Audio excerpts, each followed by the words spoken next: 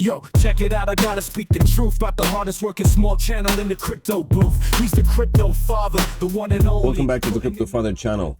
It looks like we're nearing the end of a red Bitcoin cycle. September is almost finished. We're halfway through. It's quite possible that we're going to see Bitcoin hit $100,000 or above very soon. So if you want to know when that's going to happen, then make sure to stick around till the very end of the video. The market cap is back up to $2.1 trillion. It's not a significant pump, but it is a little bit better than being very, very close to being below $2 trillion. Despite the fact that it's down 4.4% on the 24-hour, Bitcoin is at $57,000 right now. Ethereum is still struggling to break above $2,400. BNB is back up at $530. Solana slowly creeping back up, and Litecoin is crawling back up above the green. What about Meowcoin? Let's have a quick look at Meowcoin. Meowcoin's up 7.1% on the 24 hours. The price tag is still very, very low, but it is doing a little bit better than it was. But this is the best time to snap it up. It is like Bitcoin. Proof of work works the same way,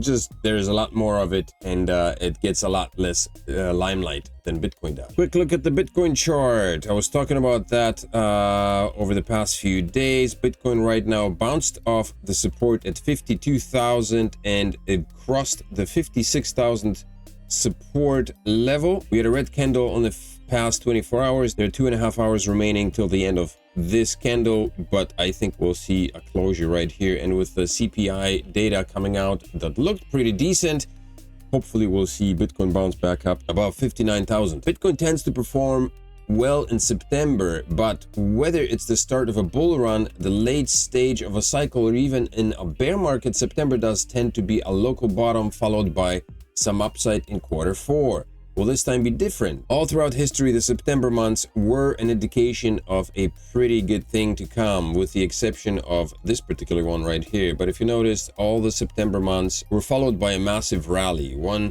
2, and 3.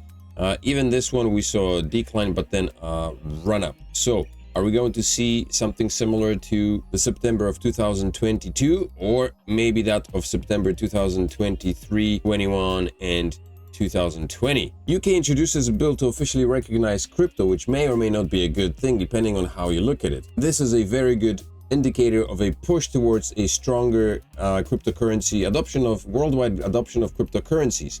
And of course, that means since Bitcoin is the king, we should see a lot more purchases, a lot more buy orders coming in for Bitcoin. On the other hand, the fact that this is now going to be a regulated market, which will, as a result of that, be taxed, may prove to be a dissuader for a lot of people who don't necessarily want to pay additional taxes on cryptocurrencies, which are supposed to be outside of the realm of governments and government control. In any case, the UK has introduced a cryptocurrency bill to officially recognize digital assets, including cryptocurrencies and NFTs, as personal property. The UK Parliament introduced the Property Digital Asset Bill on September 11th. The bill seeks to clarify the legal status of digital assets, including cryptocurrencies, non-fungible tokens, and other tokenized assets. In the UK, personal property is generally subject to capital gains tax when it's sold or disposed of. Tax is applied to the profit or gain made on the sale, not the total amount received. Everyone has an annual CGT allowance, also known as the annual exempt amount. Gains up to this amount are tax-free. For gains above the allowance, the rate of CGT depends on the individual's income tax band and the type of asset sold. For most assets, basic rate taxpayers pay 10% CGT, while higher and additional rate taxpayers pay 20%. So this essentially means more taxes for the government, more taxes to be paid by the individual investors, which may not sit very well with a lot of people, but it certainly does push the adoption, wider global adoption of cryptocurrencies. Here is where Bitcoin could end its consolidation period and kick off a new leg up. A closely followed crypto analyst says Bitcoin could break out of the current consolidation phase within weeks. Jason Pizzino looks at the pattern and predicts that if September happens to hold up higher than August, well, that makes it 22 months. And if September either breaks out to get to some higher monthly closing prices, say above 66, 67,000, that could then easily put it in the camp of the move beginning. So what we have to see in September is close somewhere around 68,000, and that would turn into a green bar, of course, and that would potentially mean that we've got to start the move here at 22 months. Otherwise, if it happens to be October, then this would probably be one of the longest periods for the start of the move. So he's looking at periods of 22 months during which moves occur. I've got it here at month 20, month 21, month 19, and then the second final move here where you basically don't see prices come back until month 22, month 27, and month 28. So if we looked at those longer term, seeing as we're in month 22, month 27 take us out to February, and month 28 would take us out to March. Basically a clear breakout above all of these tops, meaning it doesn't just have to close above March 2024 like at 74. It could in fact be well that and truly above that by the stage. Bitcoin mining difficulty soars amid sector challenges, and mining difficulty increasing means that there needs to be a lot more miners in order to be profitable. That's problematic, but also it's a good thing. Problematic because the requirements for Bitcoin miners are those of having to add more mining equipment, which is expensive, but that also means that the overall value of a Bitcoin mined increases. Increased mining difficulty means that miners are producing a lot less Bitcoin, or it takes a lot more energy in order to produce one. So in order for miners to survive and continue to thrive in the environment, they need to up their game and start investing into their mining facilities, mining rigs, and basically expanding their business. Because of the massive surge in hash rate, the revenue is declining. Miners have faced a sharp drop in revenue since Bitcoin's halving event, with the 7-day average now in the 25 to 30 million range compared to 72 million before the halving. This is about the half range of the halving as expected. So in order to remain profitable in the market, miners will have to either up their game or die. And adding new miners and expanding your operations obviously costs money and takes time, which means that there's a bit of a delay in price surge after the halving. That's why we saw a slump, and that's what we're seeing in the markets right now. But once these machines are back online, we should be seeing a resurgence of prices and a resurgence of mining. As a matter of fact, solo Bitcoin miner defies massive odds, solves valid block for $180,000 reward. This still happens. It doesn't happen very often, like rarely, almost never, but it does still happen apparently. An unknown solo Bitcoin miner has achieved a rare feat and produced a valid block hash on the biggest crypto network, netting himself a payday of 3.169 Bitcoin, or just around 181,000 as a reward, inclusive of the full block subsidy and the block's transaction fees. So with odds like that, it's no surprise that people are still trying. Being able to receive a reward like that as a solo miner, which means that this person's operation is not very big, maybe even one single miner. It's quite possible.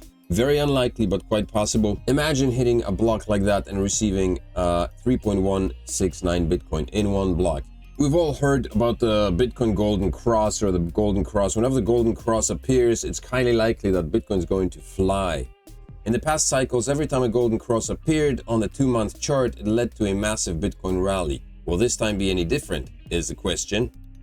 Crypto trader Back predicts $100,000 for Bitcoin based on the average return in a halving year being around 240%. He added, we entered 2024 at about 42,000, which means that we will exit 2024 comfortably above 100,000. Data for Bitcoin in halving years indicate that the low is in fact in, and that the yen carry low from August the 5th in the floor for this long bull flag since March 2024. Data also indicate that the average return in a halving year is about 240%. So there's a lot of talk, a lot of indicators that Bitcoin is going to go to $100,000 by the end of this year, by the end of 2025, and definitely and obviously beyond that in 2025. But 2025, 2026 will be the years, or actually 2025, when you need to sell your cryptos and get out, because a lot of information is out there that talks about the very, very serious potential of a market